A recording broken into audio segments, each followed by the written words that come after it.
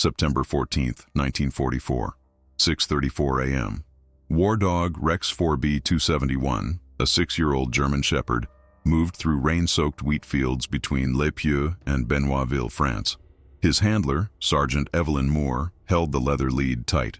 Rex's training was specific: detect buried mines. Nothing else. 3 American companies, 82 men total, had been ambushed in this sector over the past 11 days. Clandestine Kriegsmarine radio transmitters were guiding coordinates to U-boats offshore, which then relayed targeting information to German artillery units. U.S. Signal Corps equipment couldn't locate the stations. Maritime interference scrambled triangulation. The transmitters broadcast for 90 seconds, then went silent. Rex had detected something the Army didn't want him to detect. During training at Fort Robinson, Nebraska, he would stop near electrical cables, antenna bases, and silent radio equipment. His nostrils flared, his ears trembled. He'd scratch at dirt where no mines existed. Veterinary officers examined him twice. No physical abnormality found. The behavior was labeled non-tactical distraction. Army doctrine was clear: war dogs detect explosives and human scent. They do not detect radio signals. The method was banned. First Lieutenant Walter Briggs had issued the order that morning: mines only. Keep that dog on protocol. At 6:41 a.m., Rex's body locked rigid in the shallow wheat. His nose pointed northeast, 40 degrees off the designated search area. Moore felt the lead go taut. What happened in the next 32 minutes would either save 82 men or end her military career. The patrol was part of Operation Sea Hunt. Kriegsmarine radio transmitters were feeding coordinates to U-boats offshore. The U-boats relayed targeting information to German artillery units inland. 3 American companies had been ambushed in this sector over the past 11 days. Charlie Company, August 28th, 41 men. Mortars hit their convoy 6 minutes after a radio burst was detected. Baker Company, September 2nd, 23 men. Artillery caught them in open ground. The barrage started 90 seconds after signal intercept. Able Company, September 8th, 18 men. Roadside ambush coordinated with naval spotting. 82 men total. U.S. Signal Corps equipment couldn't locate the transmitters. Maritime interference scrambled triangulation. The transmitters broadcast for 90 seconds, then went silent. The Germans were using buried cables to avoid aerial detection. First Lieutenant Walter Briggs had given the order that morning. The patrol would follow the official map. 3 designated search points, no deviations. War dogs detect explosives and human scent. They do not detect radio signals. Briggs had said this 6 times in the past month. He was a communications engineer from Pittsburgh, Pennsylvania, 32 years old. He'd been maintaining Signal Corps protocol since North Africa. Rules existed for a reason. Rex had been flagged twice during training at Fort Robinson, Nebraska. He stopped near electrical cables. He stopped near antenna bases. He stopped near silent radio equipment. His nostrils flared. His ears trembled. He scratched at dirt where no mines existed. Veterinary officers examined him twice. No physical abnormality found. The behavior was labeled non-tactical distraction. Army doctrine was clear. The method was banned. Sergeant Evelyn Moore knew the risk. Any handler whose dog violated protocol faced court-martial. The dog was equipment. Equipment followed orders. Failure was the handler's responsibility, never the animal's. Moore had been Rex's handler for 14 months. She was a radio operator from Lincoln, Nebraska, 26 years old. She'd grown up on a farm. She knew the difference between a dog distracted and a dog tracking something real. Corporal Joe Ramirez walked 3 meters behind them. He was the unit cartographer, 24 years old, from Laredo, Texas. He'd watched Rex on 17 patrols. He'd learned to read the dog's body language before Moore gave any commands. The rain had stopped an hour ago. The ground was still soft. The wheat fields smelled like wet earth and rust from abandoned farm equipment. Soldiers in the unit whispered about ghost transmitters, about signals that appeared and vanished, about equipment that failed when it mattered most. Briggs didn't believe in ghosts. He believed in following the map. Moore believed in Rex. Rex had been born on a farm outside Salina, Kansas in 1938. The farmer's name was Harold Etch. Etch raised cattle and grew wheat. He didn't raise dogs for the military, but Rex tracked a missing child when he was 11 months old. A neighbor's daughter had wandered into a cornfield. Rex found her in 40 minutes. The sheriff noticed. 6 months later, the Army came asking. Rex was trained for mine detection at Fort Robinson. He learned to sit when he smelled TNT. He learned to ignore gunfire. He learned to walk through smoke and mud without breaking focus. Moore became his handler in July 1943. She'd requested a German shepherd. She'd worked with her father's cattle dogs growing up. She understood how working animals thought. Briggs saw Rex as a tool. He said this openly. War dogs are equipment. Equipment has a manual. You follow the manual. Ramirez saw Rex differently. He watched how the dog moved, how his breathing changed when he caught a scent, how his tail dropped when something was wrong, how his body locked rigid when he sensed something distant. Rex's signals were specific. Ears forward, head low, human scent. Tail up, slow movement, mine or explosive. Tail down, nostrils flaring. Chemical scent, unfamiliar. Body rigid, ears trembling, vibration, electrical current. Something the manual said dogs couldn't detect. Moore had documented this in her patrol logs. She'd shown Briggs 3 times. He'd dismissed it. Dogs don't detect electricity. They detect scent and motion. Anything else was anthropomorphism. But Moore had tested it. She'd walked Rex past a buried telegraph cable near the command post. Rex stopped. His ears trembled. His nostrils flared. He scratched at the dirt above the cable. The cable was live. It was buried 18 inches deep. There was no scent marker, no visual cue. Rex had detected something. Moore didn't know what. Heat signature, electromagnetic field, ozone from the current. Something. The patrol had been walking for 90 minutes when Rex stopped in the wheat field. His chest expanded, his ears trembled. He turned his nose northeast, 40 degrees off the designated search area. Moore felt the leather lid go taut. Ramirez saw the body language. He'd seen it before. Rex wasn't distracted. Rex was tracking. Briggs saw a dog violating protocol. Rex pulled forward. Moore held the lead. The dog's breathing was short and fast, focused. His tail was low. His nostrils flared in quick bursts. Moore knew this pattern. She'd seen it 11 times during training. She'd seen it twice in the field near known electrical equipment. Rex wasn't looking for mines. Rex was looking for current. Briggs stepped forward. Sergeant Moore, get that dog back on mission. Moore didn't answer. She was watching Rex. The dog pulled again, harder this time. Ramirez checked his map. The nearest designated search point was 220 meters west. Rex was pulling northeast. Moore made a decision. She loosened the lead. Rex moved forward. Briggs called out again. Moore ignored him. The dog was tracking something the manual said didn't exist. The transmitters were Kriegsmarine S-Jet units, portable, low power, designed for short burst transmission to U-boats operating close to shore. The Germans buried the cables to avoid aerial detection. The cables were shallow, 6 to 12 inches deep. They used improvised routes through farm fields and drainage ditches. No standard pattern, no predictable layout. U.S. Signal Corps equipment could detect the broadcasts, but maritime interference scrambled triangulation. The signal appeared to come from everywhere and nowhere. By the time the equipment narrowed the location, the transmission had stopped. The Germans broadcast for 90 seconds, then silence. The U-boats received the coordinates. German artillery units adjusted fire. American convoys drove into kill zones.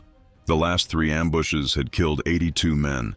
The sector was rural, open fields, abandoned farmhouses, broken fences. The terrain made triangulation nearly impossible.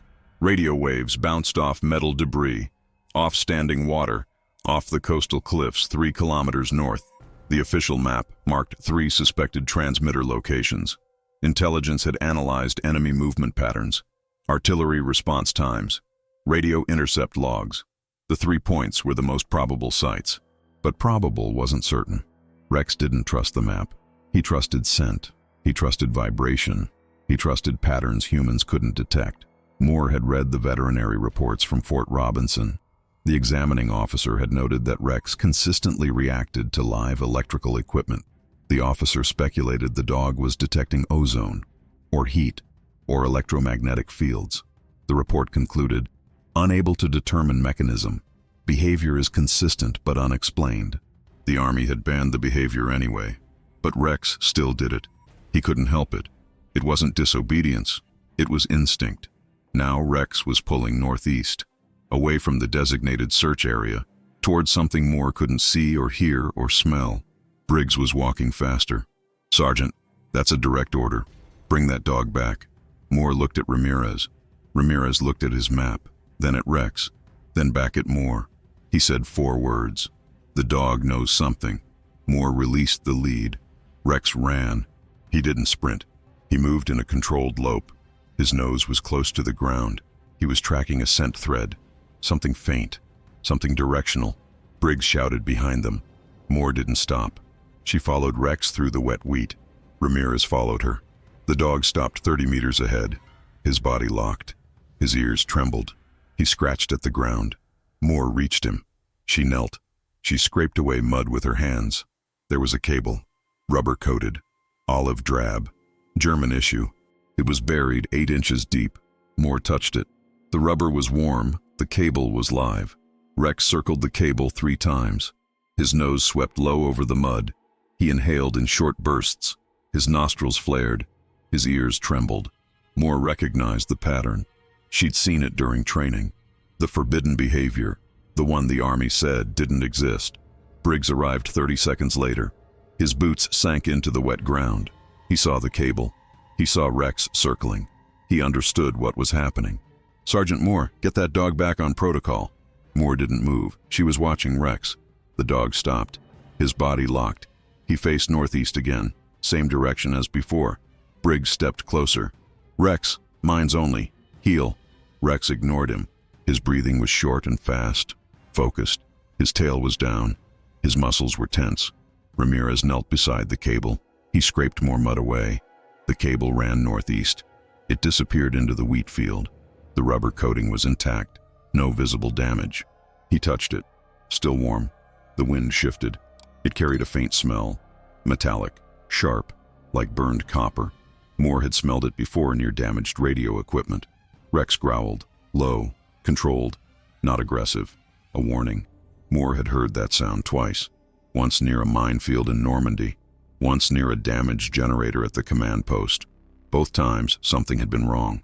Both times, Rex had been right. Briggs repeated the command. Heel. Rex pulled forward. The leather lead went taut in Moore's hands. She felt the tension increase. The dog wasn't distracted. The dog was tracking. Other soldiers from the patrol had caught up. 6 men. They stood in a loose circle. They watched the dog. They watched Moore. They watched Briggs. Private First Class Eddie Grant from Ohio said what everyone was thinking. The electric nose. It was what the unit called it. The behavior Rex showed near live equipment. The scratching. The circling. The trembling ears. The soldiers had seen it 14 times. They didn't understand it, but they'd learned to trust it. Briggs didn't trust it. "That dog is off mission." Rex dug at the ground. His front paws scraped mud and grass. He exposed more of the cable. It ran straight, northeast, toward something. Moore made a decision. She loosened her grip on the lead. Rex pulled harder. The lead slipped through her fingers. The dog moved forward. 10 meters. 20. His nose stayed close to the ground. Briggs called out, "Sergeant, I'm ordering you to restrain that animal." Moore didn't answer. She followed Rex. Ramirez followed her. The other soldiers followed Ramirez. Briggs stood alone near the first cable. He watched them walk away. Then he followed. Rex stopped again, his body rigid, his nose pointed at the ground. He scratched. He circled twice. He scratched again. Moore knelt. She dug with her hands. Another cable. Same type. Same depth. Same warmth. This one ran east. Rex broke free at 0709 hours.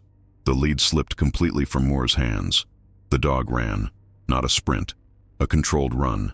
His nose tracked a scent line only he could detect. Moore shouted, "Rex, halt!" Rex didn't halt. He moved through the wheat in a zigzag pattern. Left, right, left again. He was following something. Cable routes. Underground. Invisible to everyone else. Briggs ran forward. "Sergeant Moore, bring that dog back immediately. That's a direct order." Moore ran after Rex. She didn't acknowledge Briggs. She'd crossed a line. She knew it. Court-martial was certain. But 82 men were dead. Moore would die if the transmitters kept operating. Rex stopped 30 meters ahead. His body locked. He dug. Fast. Urgent. Mud flew behind him. Moore reached him. She knelt. She pulled his paws back gently. She scraped the mud away. Another cable. Same type. This one was thicker. It branched into two directions, north and east. Ramirez caught up. He was breathing hard. He pulled a field knife from his belt. He cut away the top layer of earth. The cable was buried 9 inches deep. The rubber coating was worn in places. The copper underneath was visible. He touched it carefully. Active. There's current running through this. Moore looked at Rex. The dog was already moving. He'd caught another scent. He ran northeast. 40 meters this time. Briggs was shouting behind them. Moore didn't listen. She followed the dog. Rex stopped. He dug. Moore uncovered the cable. Fourth one. The pattern was clear now. The cables formed a network. They converged from multiple directions. They were leading somewhere, to a central point. Rex ran again. 50 meters.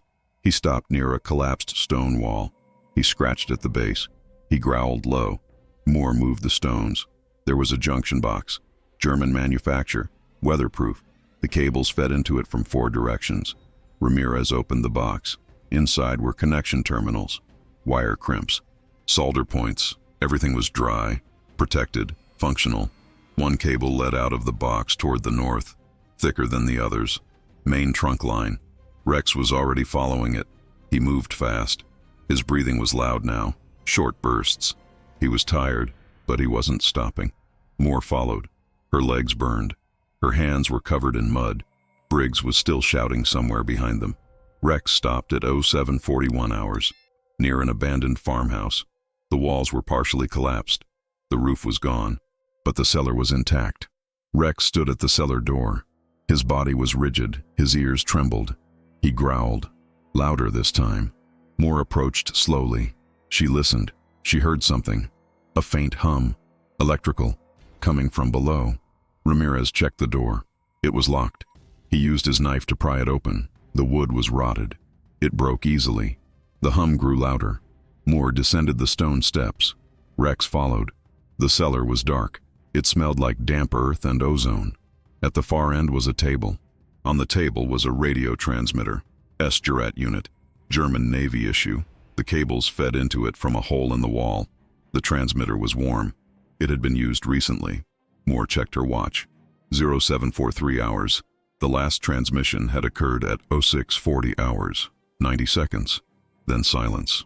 The next transmission was scheduled for 0900 hours. Intelligence had intercepted the pattern. They had 1 hour and 17 minutes. Ramirez marked the location on his map. He ran back to get Briggs and the rest of the patrol. Rex sat beside the transmitter. His ears were forward. He was calm now. Mission complete. Moore patted his head. Her hands were shaking. Rex had found 1 transmitter, but the cables suggested more. The network was larger than expected. Moore called Rex. They went back up the steps. Outside, Rex immediately moved toward the east. He was tracking again. Over the next 60 minutes, Rex found 4 more transmitters, each one hidden, each one connected to the cable network, each one warm from recent use. Second transmitter, abandoned barn, 310 meters east, found at 0749 hours. Third transmitter, drainage culvert, 470 meters northeast, found at 0802 hours. Fourth transmitter, buried ammunition crate, 290 meters north, found at 0821 hours. Fifth transmitter, false stone wall, 410 meters northwest, found at 0843 hours. 5 transmitters total, all functional, all scheduled to broadcast at 0900 hours. Ramirez marked each location. The patrol split up, teams of 2. They cut the cables at each site. They removed the transmitters. They dismantled the antenna arrays hidden in the trees. At 0857 hours, the last cable was cut. At 0900 hours, the Germans tried to transmit. No signal went out. The network was dead. The Americans received updated intelligence at 0904 hours. The transmitter network had been neutralized. Companies Dog and Easy were ordered to hold position. They did not advance into the planned routes. At 0917 hours, German artillery opened fire. Coordinates were based on the scheduled transmission that never occurred. The shells hit empty fields, empty roads, positions the Americans had already abandoned. 0 casualties. Briggs stood near the first transmitter site. He looked at the cables. He looked at Rex. He didn't say anything. Moore checked the dog. Rex was covered in mud. His paws were cut from digging. He was breathing hard, but his eyes were alert, focused. He licked her hands. He didn't understand what he'd done. He'd just followed the scent, the heat, the vibration, whatever it was. Ramirez confirmed the count. 5 transmitters, all connected. He found everyone. The wind carried the smell of burned metal, ozone from the cut cables, smoke from distant artillery impacts. Rex lay down briefly. His sides heaved. Moore gave him water from her canteen. He drank. Then he stood, ready to continue. Briggs radioed command. He reported the results. 5 transmitters destroyed, network neutralized. He did not mention the dog's unauthorized behavior. He did not mention Moore's disobedience. He reported facts, locations, times, outcomes. Command acknowledged. The transmission ended. The sky was still gray, but the weight had lifted. The patrol understood what had happened.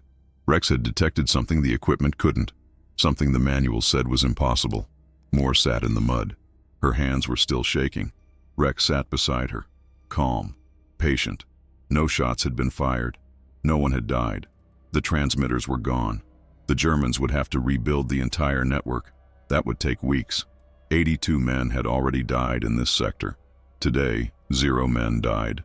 The difference was a 6-year-old German Shepherd from Kansas who could smell electricity. The inquiry began at 14:30 hours, September 14th, 1944. Command Post Baker, 3 kilometers west of Les Pieux. Briggs presented his report. 5 transmitters destroyed, network neutralized. 0 American casualties in the sector. The scheduled ambush had failed. German artillery had fired on empty positions. Captain Raymond Fisher from Cleveland, Ohio, asked the first question. Lieutenant Briggs, your report states the dog deviated from the designated search area. Explain. Briggs described the sequence. Rex had detected the first cable at 06:41 hours, northeast of the planned route. Moore had followed the dog. The patrol had deviated from orders. Fisher read from the field manual. War dogs are trained for specific tasks. Mine detection, human tracking. Radio signal detection is not an authorized function. Why was this method employed? Moore stood. I gave the order, sir. The dog detected something. I followed. Fisher looked at her. Sergeant, you violated operational protocol. You abandoned the mission plan without authorization. Do you understand the consequences? Yes, sir. Court-martial is the standard penalty for unauthorized deviation during active operations. I understand, sir. Rex sat beside Moore, calm. His ears were forward. He watched the officers but showed no stress. A veterinary officer, Captain Howard Greenberg from Philadelphia, examined Rex during the testimony. He checked the dog's eyes, his ears, his nostrils. He noted the cuts on the paws, the mud still in the coat. Greenberg had read the Fort Robinson reports. He'd seen the notes about Rex's unusual behavior near electrical equipment. How did the dog detect the cables? No one answered. No one knew. Ramirez described what he'd observed. The body language, the trembling ears, the short breathing, the focused circling. The pattern had been consistent across all 5 transmitter sites. Fisher asked the question again. Corporal, explain the mechanism. How does a dog detect buried electrical cables? I don't know, sir. But he did. The numbers were clear. 5 transmitters, all functional, all scheduled to broadcast at 0900 hours, all neutralized before transmission. 0 American casualties on September 14th in that sector. The scheduled ambush had killed no one. Captain Fisher reviewed the casualty reports from the previous 11 days. 82 men, 3 companies, all killed after German transmissions. He closed the file. Colonel James Whitmore entered the room. He was from Signal Corps headquarters, 51 years old, from Baltimore, Maryland. He'd been tracking the transmitter problem for 6 weeks. He'd lost men to it. He wanted it solved. He looked at Rex. The dog looked back, calm. Whitmore asked one question. Lieutenant Briggs, would you have found those transmitters without the dog? Briggs answered honestly, no, sir. Whitmore turned to Fisher. The dog saved lives. The method is unorthodox, but the result is measurable. Fisher nodded. Regulations are clear, sir. Unauthorized deviation. Regulations exist to preserve combat effectiveness. Whitmore interrupted. This action achieved that objective. The method may be unexplained, but it's effective. The room was silent for 18 seconds. Whitmore made the decision. Sergeant Moore, you're formally reprimanded for deviation from operational protocol. No court-martial, no further action. This incident is classified as an operational exception. Moore nodded. Yes, sir. Lieutenant Briggs, document the method. Included in your after-action report. Mark it experimental. Let other units decide if they want to test it. Briggs hesitated, then nodded. Yes, sir. The inquiry ended at 17 hours. Moore left with Rex. The dog's tail was up. He had no idea what had happened. He just followed the scent. The story spread through the mess hall first. Soldiers from the patrol described what they'd seen. Rex running through the wheat, digging up cables, finding 5 transmitters in 60 minutes.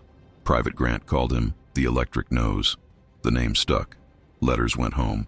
Soldiers wrote about the dog who could smell electricity, who saved 82 men by breaking the rules, who detected signals the equipment missed.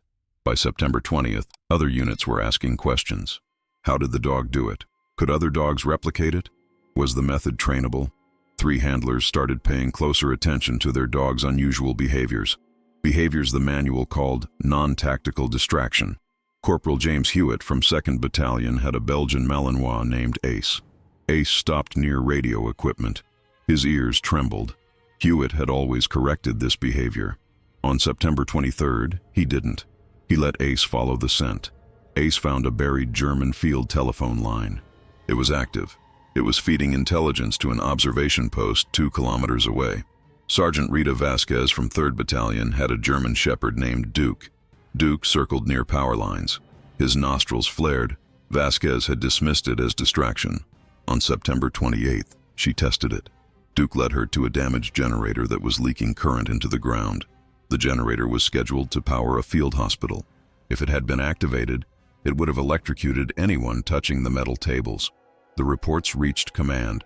The pattern was documented. 2 more dogs. Same behavior, same results. On October 3rd, German ambushes in the Cherbourg sector dropped by 63%. The transmitter network hadn't been rebuilt. The Germans were operating with reduced intelligence. Their artillery was firing blind. Captured German soldiers mentioned the failure. They called it Das Funkproblem, the radio problem. Their coordinators couldn't understand why the network had collapsed. They suspected sabotage. They didn't know about Rex. On October 8th, the Signal Corps issued a quiet adjustment to field protocols. Handlers are authorized to investigate unusual canine behavior near suspected electronic equipment. Deviation from planned routes requires officer approval, but is not automatically prohibited. No official announcement, no training bulletin. Just a 3-sentence addition to the field manual appendix. Handlers started using the phrase among themselves. Trust your dog's senses. Some officers resisted. Captain Theodore Warren from 4th Battalion refused to authorize deviations. He called the method unscientific. He said dogs detect scent and motion, nothing else. His unit continued to follow standard protocol. On October 14th, Warren's unit walked past a buried transmitter. Their dog stopped. The handler corrected the behavior. They moved on. 30 minutes later, the transmitter activated. German mortars hit Warren's position. 7 men died. After that, resistance decreased. Rex gained a nickname. Soldiers called him Corporal Rex. It wasn't official. The Army didn't promote dogs. But the name spread. Men saluted him as a joke at first. Then they started doing it seriously. Someone made a medal. A private from Texas bent a piece of scrap metal into a star shape. He scratched Rex into it with a nail. He tied it to the dog's collar with paracord. Moore let him wear it. A photograph was taken on October 19th. Rex sitting beside Moore. The makeshift medal visible on his collar. Mud on his coat. Alert. Calm. The photograph circulated. It appeared in unit newsletters, in letters home, in informal reports between companies. By November, 12 dogs in the Cherbourg sector were being used to detect electrical equipment. Handlers watched for the signs: trembling ears, short breathing, focused circling. The method worked. Ambush rates continued to drop. German transmitter operations became sporadic. The Americans were cutting their networks faster than they could rebuild them. No formal doctrine was written, no training manual was updated. But the practice spread. Handler to handler, unit to unit.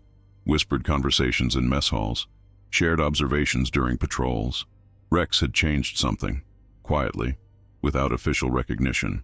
The German Shepherd from Kansas, who could smell electricity, had altered tactical doctrine through sheer effectiveness. Rex survived the rest of the France campaign. He participated in 42 patrols between September and December 1944. He detected 11 more buried cables, 3 ammunition caches, 17 mines. He suffered minor injuries, cuts on his paws, a scraped shoulder from crawling under barbed wire. No serious wounds. Moore submitted adoption papers in November. The Army approved them in January 1945. Rex would return to the United States with her after the war ended. Briggs wrote a letter to Moore in March 1945. He admitted he'd been wrong. The dog's instinct had proven more reliable than equipment. He recommended Rex for commendation. The recommendation was filed but never acted upon. Rex returned to Nebraska in August 1945. He was 7 years old. Moore bought a small house outside Lincoln. Rex lived with her. Neighborhood children played with him. He was gentle, patient. He still showed the old behaviors. He stopped near radios, near power lines, near anything electrical. His ears trembled. His nostrils flared. Moore never corrected it. In 1951, Rex was 12 years old. Moore's neighbor reported a burning smell in their house. Rex had been standing at their door, barking, continuous, urgent. The neighbor opened the door. Rex ran inside. He led them to the basement. A junction box was overheating. Sparks were visible. The smell was ozone and burning insulation. The neighbor shut off the power. The fire department arrived 8 minutes later. They confirmed the wiring would have caused a fire within the hour. Rex had smelled the ozone, the heat, the electrical fault, same as he'd done in France. Rex died in 1952, 13 years old. Natural causes. He died in the backyard, under a tree. Moore was with him. She buried him on her property, under a cottonwood tree near the fence line. She marked the grave with a simple stone. Rex, 1938, 1952. He knew. Veterans visited. Men who'd served in the Cherbourg sector. Men who'd heard the stories. They left small metal plates, scratched with messages. Thank you. Good dog. You saved us. In 1967, the U.S. Army K-9 Corps began studying cases of electrical sensitivity in working dogs. Rex's file from Fort Robinson was reviewed. The veterinary reports, the patrol logs, the after-action reports from September 1944. The study concluded that some dogs could detect electromagnetic fields, or ozone, or heat signatures from electrical current. The mechanism remained unclear, but the behavior was documented, measurable, replicable. Modern K-9 training programs include electrical detection as an experimental skill, not standard, not universal, but acknowledged. Rex's nose had proven something the manual said was impossible, and that proof had outlived him by decades. We honor legendary tales of courageous dogs who changed the course of battles in ways you'd never imagine. If that resonates with you, like this video and subscribe for more epic, creative, Webby-Wutu-inspired stories of bravery, loyalty, and surprising canine ingenuity.